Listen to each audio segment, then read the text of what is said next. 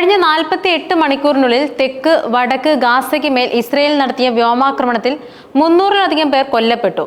Palestine മേഖല പിടിച്ചെടുക്കാനുള്ള നീക്കങ്ങളുമായി മുന്നോട്ടു പോകുമെന്ന ഇസ്രയേലിന്റെ പ്രഖ്യാപനത്തിന് പിന്നാലെയാണ് ആക്രമണങ്ങൾ ശക്തമാക്കിയിരിക്കുന്നത്. കഴിഞ്ഞ ദിവസം രാത്രിയിൽ നടത്തിയ ഏറ്റവും പുതിയ ആക്രമണങ്ങളിൽ 100ഓളം പേർ കൊല്ലപ്പെട്ടു.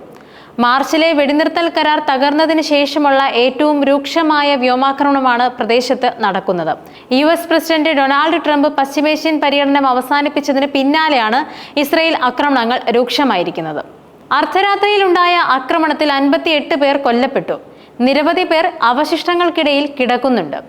ആശുപത്രിക്കുള്ളിലെ സ്ഥിതി വളരെ മോശമാണെന്നും വടക്കൻ ഗാസയിലെ ഇന്തോനേഷ്യൻ ആശുപത്രി ഡയറക്ടർ മർവാൻ അൽ സുൽത്താൻ പറഞ്ഞു. ഇസ്രയേൽ പുതിയ കരയാക്രമണവുമായി മുന്നോട്ടു പോകാൻ തുടങ്ങിയെന്നും റിപ്പോർട്ടുകൾ സൂചിപ്പിക്കുന്നുണ്ട്.